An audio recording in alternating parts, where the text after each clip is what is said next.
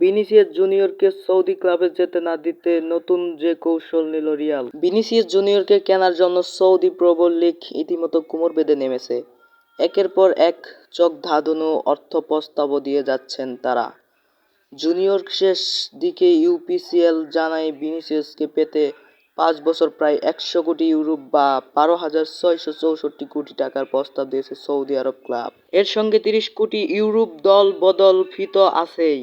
এমন পরিস্থিতিতে সবার আগ্রহ এখন এত বড় অঙ্কের প্রস্তাবে ভিনিসিয়াস অবস্থান কেমন হয় সেদিকে। যদি ভিনির জন্য সিদ্ধান্ত নেওয়াটা মোটেই সহজ নয়। একদিকে সৌদি আরবের বিপুল অর্থের হাতছানি, অন্যদিকে রিয়াল মাদ্রিদের মতো ক্লাবের হয়ে সাফল্যের চূড়ায় ওঠার হাতছানি।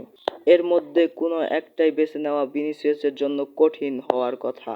সৌদি ক্লাবগুলো যখন ভিনিসিয়াস জুনিয়রকে নিয়ে এমন অনড় অবস্থানে, তখন সময়ের আগেই ব্রাজিলিয়ান উরুগুয়ের চুক্তির মেয়াদ বাড়ানোর দর কষাকষিতে নেমেছে রিয়াল কর্তৃপক্ষ।